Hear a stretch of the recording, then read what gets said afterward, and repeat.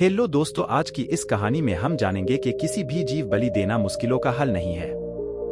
तो ध्यान से सुनना इस कहानी को।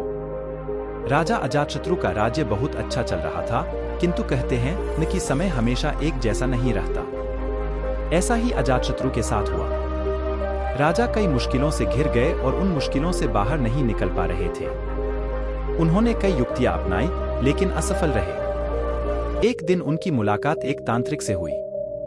राजा ने तांत्रिक को अपनी मुश्किलें बताईं। तांत्रिक ने राजा की बातों को ध्यान से सुना, फिर उसने एक उपाय बताया। तांत्रिक ने कहा, आपको पशु बलि देनी पड़ेगी, तभी आपकी मुश्किलों का समाधान होगा। पहले तो राजा काफी सोच विचार में पड़ गया, लेकिन उन्हें जब कोई भी रास्ता न दिखा तो उन्होंने तांत्रिक की बात मान ली। तांत्रिक के कहे एक बड़ा अनुष्ठान किया गया। पशुओं को मैदान में बलि देने के लिए बांध दिया गया। संयोगवश उस समय महात्मा बुद्ध राजा के नगर में पहुंचे। वे उसी स्थान से गुजर रहे थे जहां पर राजा ने अनुष्ठान कराया था।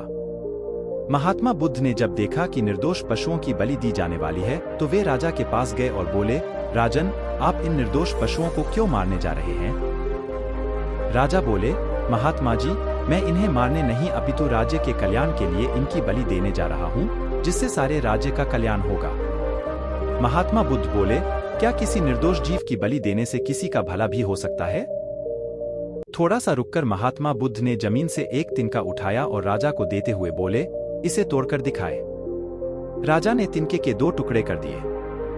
बुद्ध बोले, इसे अब पुनः जोड़ दे। राजा बोले, महात्मा जी, यह आप कैसी बातें कर रहे हैं? इसे तो अब कोई भी नहीं जोड़ सकता। तब बुद्ध राजा को समझाते हुए बोले, राजन, जिस प्रकार इस तिनके के टूट जाने के बाद आप इसे नहीं जोड़ सकते, ठीक उसी प्रकार जब आप इन पशुओं की बलि देंगे तो यह निर्दोष जीव आपके कारण मृत्यु को प्राप्त होंगे और इन्हें आप दोबारा जिंदा नहीं कर सकते, बल्कि इनके मरने के बाद आपको जीव हत्या का दोष लगेगा और आपकी मुश्किलें कम होने के बजाय और भी कहीं अधिक बढ़ जाएंगी, क्योंकि किसी भी निर्दोष जीव को मारकर कोई भी व्यक्ति खुशी नहीं प्राप्त कर सकता। आपकी समस्या का हल निर्दोष जीवों को मारने से कैसे हो सकता है? आप राजा हैं, आपको सोच विचार कर निर्णय लेना चाहिए। अगर आप सच में अपनी मुश्किलों का हल चाहते हैं तो दिमाग से काम लीजिए, मुश्किलें तो आती जाती रहती हैं। यही जिंदगी का सच है। किसी निर्दोष जीव को मारने से समस्याएं नहीं समाप्त होंगी, बल्कि उसका हल आपको बुद्धि से ही निकालना होगा। बुद्ध की बात सुनकर अजातशत्रु उनके चरणों में गिर पड़े और अपनी भूल की क्षमा मांगने लगे। अजातशत्रु ने ऐलान करा दिया कि अब से उनके राज्य में किसी निर्दोष जीव की हत्या नहीं की जाएगी।